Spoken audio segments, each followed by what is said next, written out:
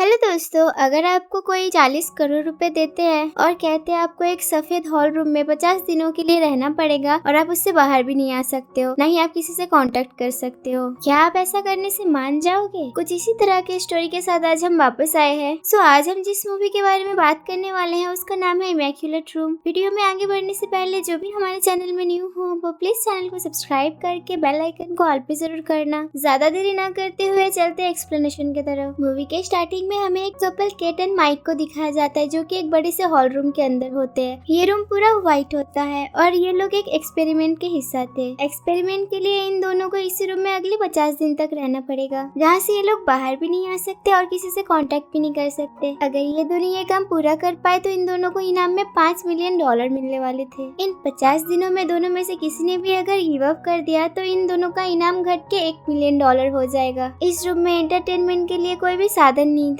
पहले दिन यहाँ पर आके ये दोनों बहुत ज्यादा खुश होते हैं क्योंकि इन दोनों को लग रहा था कि ये काम बहुत ज्यादा इजी है और इससे वो आसानी से जीत जाएंगे। ये दोनों आपस में डिस्कस कर रहे होते हैं कि आगे जाके ये दोनों इतने बड़े रकम का करने क्या वाले हैं। केट कहती है कि वो आगे जाके इन पैसों से अपने सारे सपने पूरा करेगी, जहाँ माइक कहता है वो इतना सारा पैसा यशो में खर्चा कर देगा और ये भी कहता है कि इतना सारा पैसा आने के बाद आगे जाके इनको पैसे के लिए कभी भी परेशान नहीं होना पड़ेगा। कुछ टाइम बाद उन्हें एक AI वॉइस में अनाउंसमेंट सुनाई देती है जिससे उन्हें रूम के सारे रूल्स बताए जाते हैं। इस रूम में सिर्फ एक बेड होता है, एक बेंच और एक बाथरूम होता है और वो लोग अभी एक इमैक्युलेट रूम में हैं। वो लोग बाथरूम की तरफ जाते हैं तो वहाँ पर उन्हें एक मॉनिटर दिखता है जिसमें सारे रूल्स लिखे हुए थे। रूल्स के हिसाब से एक टाइम पे एक ही इंसान इस बाथरूम को यूज कर सकते हैं। उसी रूम के वॉल पर एक रेड बटन भी था जिस पर प्रेस करके इन दोनों में से कोई भी हार मान के यहाँ से जा सकते हैं। वॉल पर लगे मॉनिटर पर टच करके ये लोग अपने लिए खाना भी मंगा सकते हैं। एग्जिट डोर के ठीक ऊपर ही एक बड़ा सा क्लॉक था जिसमें टाइमर चल रहा था 50 दिन का। उन दोनों के हेल्थ और न्यूट्रिशन का ख्याल रखते हुए उसी रूम में एक डिजाइनर बॉक्स आता था जिसमें उन दोनों के खाने पीने का सामान होता था। रात होने पर रूम की लाइट ऑटोमेटिकली ऑफ हो जाता था और सुबह ऑटोमेटिक ऑन भी हो जाती थी। रूम में मॉर्निंग, इवनिंग और नाइट का अनाउंसमेंट भी होता था। मॉनिटर पे टच करके ये लोग अपने लिए अलार्म भी लगा सकते हैं। माइक पैसे को सोच के बहुत ज्यादा खुश होता है तो देर रात तक जागता है, जहाँ पर केट जल्दी सो जाती है और अपने लिए एक रूटीन बनाती है। ऐसे ही पहले दिन गुजर जाते हैं। अगले दिन केट सुबह जल्दी उठ के नहाने चली जाती है, जहाँ पर वो मिरर में देख के बोल रही होती है कि हमें इस चैलेंज को जीतना है। बाथरूम के अंदर एक ऑटोमेटिक लॉन्ड्री होता है जहाँ पर वो अपने कपड़े डाल देती है धोने के लिए, जिसके बदले में इन्हें एक सिंपल सा नाइट ड्रेस दिया जाता है। ये दोनों आपस में बात कर रहे होते हैं कि ये एक्सपेरिमेंट हो किस लिए रही है, पर दोनों में से किसी के पास भी इसके बारे में कोई जानकारी नहीं है। ये दोनों अपने आप को बिजी रखने के लिए अलग अलग काम करने लगते हैं, जहाँ पर केट मेडिटेशन करती है। वहीं पर माइक उस क्लॉक को कंटिन्यूअसली देखे जा रहा था जिसमें 50 दिन के टाइमर लगे हुए थे। माइक केट से पूछता है कि ये रूम पूरा सफेद क्यों है, जिस पर केट कहती है कि तुम्हें इस बारे में नहीं सोचना चाहिए, तुम उन पैसों के बारे में सोचो कि तुम $5 मिलियन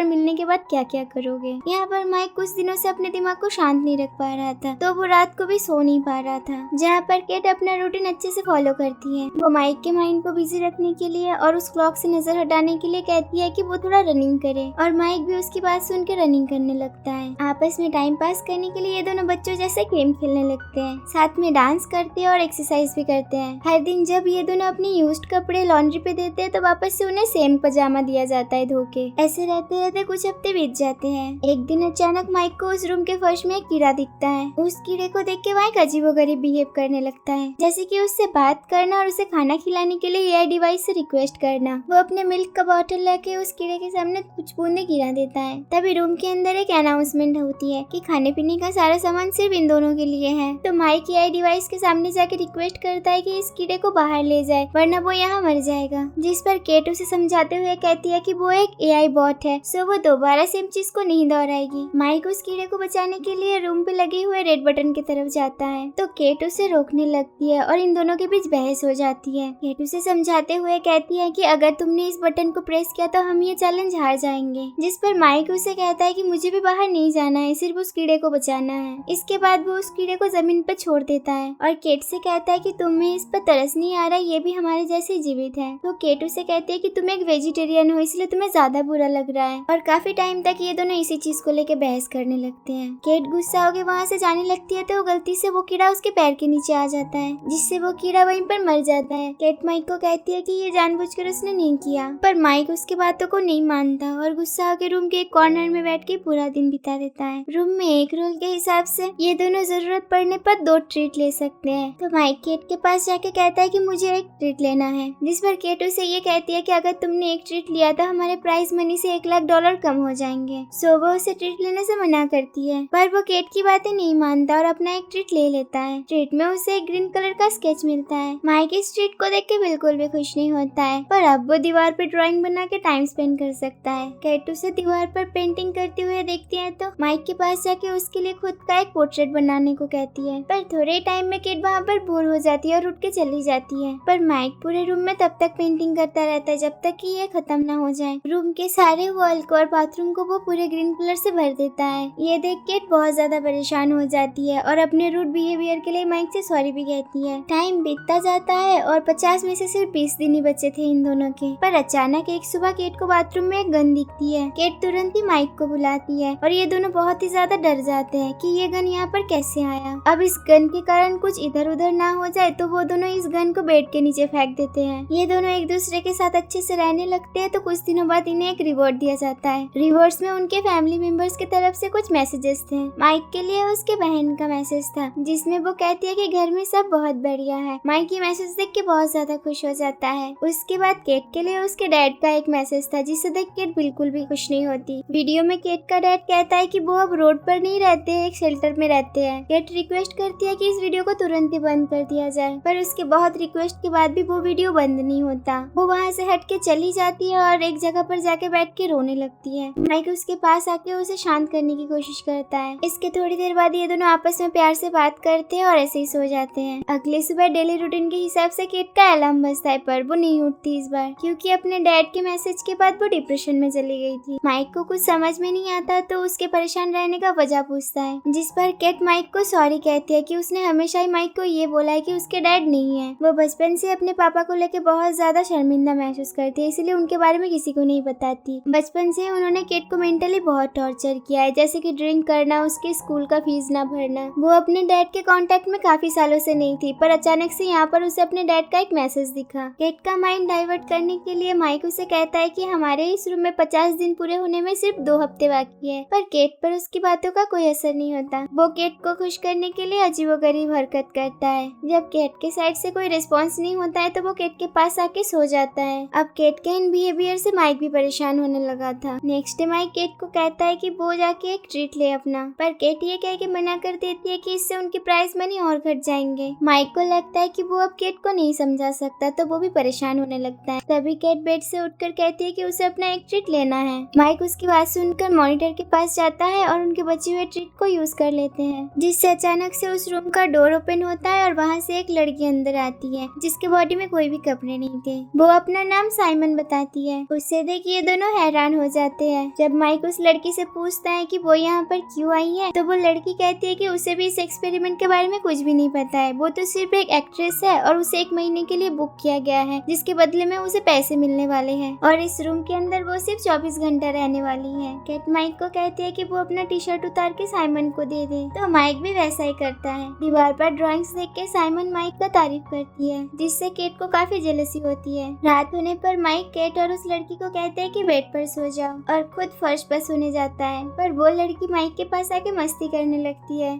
जिसे देख केट गुस्सा हो जाती है और माइक को भी बेड पर आके सोने को कहती है और इन दोनों के बीच में सो जाती है। पूरी रात वो ठीक से सो नहीं पाती है और सुबह जब उसकी आँख खुलती है तो वो देखती है साइमन बेड पर नहीं है। उसे लगता है कि साइमन वहाँ से चली गई है, तो वो बाथरूम में जाती है जहाँ पर देखती है कि साइमन अंदर नहा रही है। ये देख केट को गुस्सा तो आता है पर वो चुप रहती है। अब टाइम स्पेंड करने के लिए ये तीनों नाचने लगते हैं और एक दूसरे को किस करने लगते हैं, जिससे माइक के दिमाग में नशा चढ़ जाता है और वो कुछ भी हेलुसिनेट करने लगता है। उससे अपने हर तरफ ब्लैक ब्लड दिखता है और वो देखता है कि वो उसके अंदर डूबता जा रहा है। वहीं पर पानी में उसे अपना छोटा भाई भी दिखता है। इधर केट और साइमन कैसे भी करके माइक को होश में ले आते हैं, पर माइक जोर जोर से रोने लगता है और कहता है कि मेरे भाई को डूबने से बचा लो। केट उससे कैसे भी करके सुला देती है। अब साइमन और केट बैठकर बात कर रहे होते हैं, जहाँ पर साइमन उसे पूछता है कि ये दोनों आपस में कैसे मिले, और ऐसे बात करते करते बहुत टाइम बीत जाते हैं। रात को माइक की नींद खुल जाती है तो वो साइमन के पास आके बात करने लगता है। साइमन माइक से कहती है कि उसने बचपन में अपने मम्मी को खोया है और इसी तरह की बात करते हुए ये दोनों बहुत ज्यादा इमोशनल हो जाते हैं। यहाँ पर साइमन माइक का हाथ पकड़ लेती है और और उसे हौसला देती है। पर तभी वहाँ पर केट आ जाती है और इन दोनों को एक साथ देख लेती है, जिस पर केट गुस्सा हो जाती है और इन दोनों पे बरसने लगती है। केट साइमन को कहती है कि तुम पहले से मेरे बॉयफ्रेंड के क्लोज आने की कोशिश कर रहे हो, जिस पर साइमन उसे कहती है कि तुम एक इनसिक्योर लड़की हो और तुम्हें अपने बॉयफ्रेंड पर थोड़ा भी ट्रस्ट नहीं है। इन दोनों के बहस से परेशान होकर माइक इन दोनों पर चिल्ला देता है और वहाँ से चला जाता है। थोड़ी देर बाद केट अपने दिमाग को शांत करती है और साइमन से सॉरी कहती है, जिस पर साइमन उसे कहती है कि माइक और मेरे बीच कुछ भी नहीं हुआ था। अगली सुबह जब केट उठती है तो देखते है कि साइमन वहाँ पर नहीं है, मतलब वो चली गई है। पर जाने से पहले उसने दीवार पर एक मैसेज छोड़ के गई थी, जिसमें लिखा था कि पहले किसी ने कभी मुझे इतना ज्यादा प्यार नहीं किया। ये मैसेज देख केट माइक पर डाउट करने लगती है और उसके साथ लड़ाई करने लगती है। माइक उसे समझाते हुए कहता है कि ये सब कुछ झूठ है, ऐसा कुछ भी नहीं हुआ है। वो ये भी कहता है कि इस रूम में ये सब कुछ जानबूझ के करवाया गया है ताकि हम दोनों आपस में लड़े और हार मान के यहाँ से चले जाएं। पर केट उसकी एक बात नहीं मानती और गुस्से से माइक को एक धक्का मार देती है, जिससे माइक का सर एक दीवार पे टकरा जाता है और वहाँ से खून बहने लगता है। माइक ये सबसे डर जाता है और वो केट से दूर जाने लगता है। वो कहता है कि उसने कभी भी केट को धोखा नहीं दिया है और वो हमेशा इस चीज का ध्यान रखता था कि केट कभी भी रिलेशन में अनकंफर्टेबल न फील करे। इसके कारण उसने अपने बहुत सारे दोस्तों से मिलना छोड़ दिया था, कॉलेज की पढ़ाई भी अधूरी छोड़ दी थी ताकि वो अपना पूरा टाइम केट को दे पाए। पर बदले में उसे केट से ये सब कुछ मिला। यहाँ पर केट उससे बहुत बार माफी मांगती है। केट तुरंत एक टॉवल लाके उसके सर पर लगा देती है ताकि वहाँ से खून बहना बंद हो जाए। पर माइक बहुत ही ज्यादा पैनिक करता है और कहता है कि उसे एक डॉक्टर की जरूरत है, जिस पर केट कहती है कि कॉन्ट्रैक्ट में मेडिकल इमरजेंसी के बारे में कुछ भी नहीं लिखा था।